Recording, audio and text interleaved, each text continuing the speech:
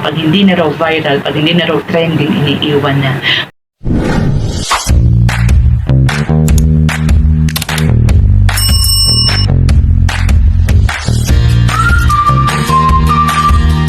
Mapagpalang araw po sa ating lahat. Welcome po kayo sa ating channel, ang Mom Flourish Channel. For today's video, pag-usapan po natin ang gaparin po ni Ate Shena at saka ni Madeline. Kasi nga po, napansin natin between sa kanilang dalawa, itong si Madeline ang medyo mas malaki ang sama ng loob sa kanyang Ate Shena. Kasi nga po, nung pinuntahan sila ni Kuya Val para pag-ayusin, nung pinaghaharap sila, napansin ko sa body language ni Madeline na medyo hindi siya makaharap ng diretso kay Ate Shena niya. Tsaka talagang naka-side view siya, hindi ba? At nabanggit din ni Ate Shena nung pupunta ang kanyang lola, ang kanilang lola para sila ipagharapin, tila nag-walk out o hindi humarap si Madeline. So, ako sa tingin ko ang pinag-ugatan nito, no? Bagamat noon pa siguro talagang may alitan na sila dahil nga napapagsabihan ni Ate Shena itong si Madeline dahil nga medyo nanghihinayang kasi si Ate Shena sa pagkawala ni Madeline sa poder o sa bahay nila Kalinga Prab. Maano napapagsabihan niya. So parang meron ng naghihimagsik na rin yan, ano? And eto pa nga, naisiwalat pa ni Ate Shena yung mga pagkukulang ni Madeline sa pamagitan ng kanyang video. Nabanggit kasi yan ni Madeline kay Mr. Benky Boys, isa sa mga interview na bakit kinakailangan pa raw sabihin sa video. At dyan din sa interview na yan ni Mr. Benky Boy, hindi ko alam kung nadulas o talagang sinadya ni Madeline na sabihin na si Shena ay buntis. Siguro kung wala silang gap, maaaring hindi muna yan sasabihin ni Madeline at hihintayin niya ang kanyang Ate Shena na magsabi dun sa kanyang kalagayan. So, napansin din natin dito kay Madeline na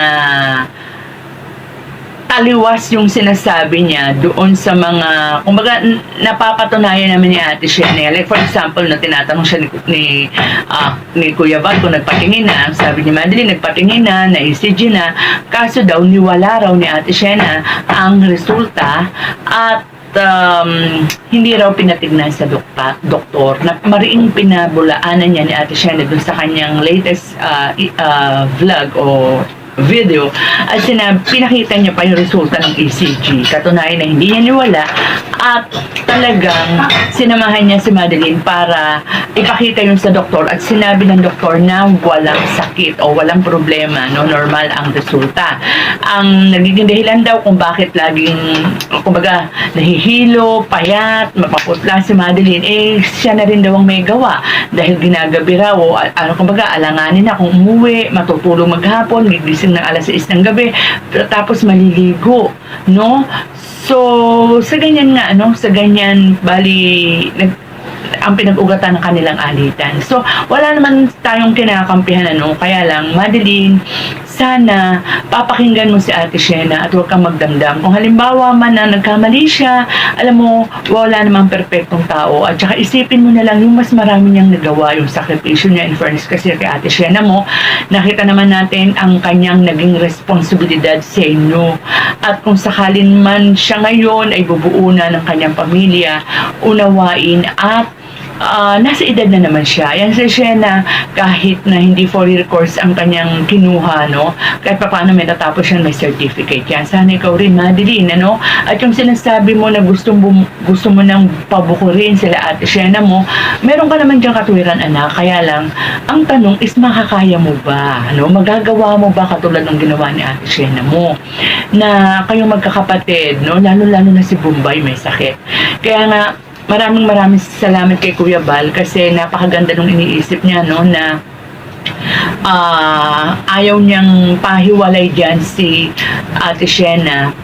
So, ang gagawin na lamang niya, magdadala siya dyan ng karpentero, hahatiin na lang yung kwarto or palalagyan. Yung sa itaas kung po pwedeng palagyan ng kwarto doon kahit light materials lang. Maraming salamat Kuya Bal. Yan isang patunay yan na sila Kuya Bal, sila Kalinga Prab ay hindi nagpapabaya at hindi totoo yung mga sinasabi ng mga bashers dyan na kapag hindi na raw viral, pag hindi na raw trending, iniiwan na.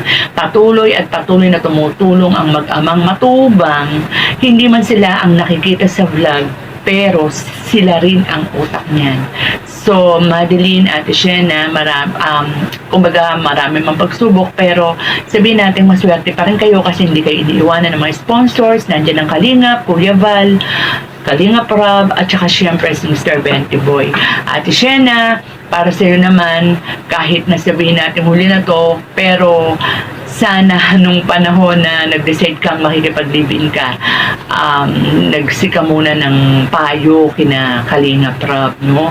Kasi syempre isaalang-alang mo rin yung kalagayan ng mga kapatid mo. And baka hindi natin alam, kasi sabi nila biglang-bigla raw nagbago si Madeline, hindi naman dating ganyan. So maaaring nagre-rebelde yan ang hindi natin alam kasi nga mayroon na nandyan na nga may lalaking kasama sa bahay ninyo, ang liit-liit nga naman. Pero sa kabuuan naman, hindi naman tayo against sa pagbuo ng pamilya ni Ate Shena. So, with that mga Kalinga, hanggang dito na lang po muna ang ating kwentuhan. Tayo ay hoping na maresolba ang gap or hidwaan sa pagitan ni Ate Shena at ni Madeline dahil nabanggit, no, doon sa latest video ni Kalingap Jason or ni Mr. Benty Boy na nai-stress o nade-depress na raw itong si Madeline dahil na raw sa mga bashers niya. So, sana ay mapatawad na natin si Madeline dahil mukhang nagbabago naman yung bata dahil yung once a week na pag-aaral niya, ikinausap na raw niya yung kanyang teacher at magwa 1 week after na siya. So, with that mga Kalinga, hanggang dito na lang po ang aking kwentuhan. Ingat po tayong lahat and God bless. Ang paglingap nyo sa mahihirap, ang pagtulong nyo ay inspirasyon sa lahat ng henerasyon.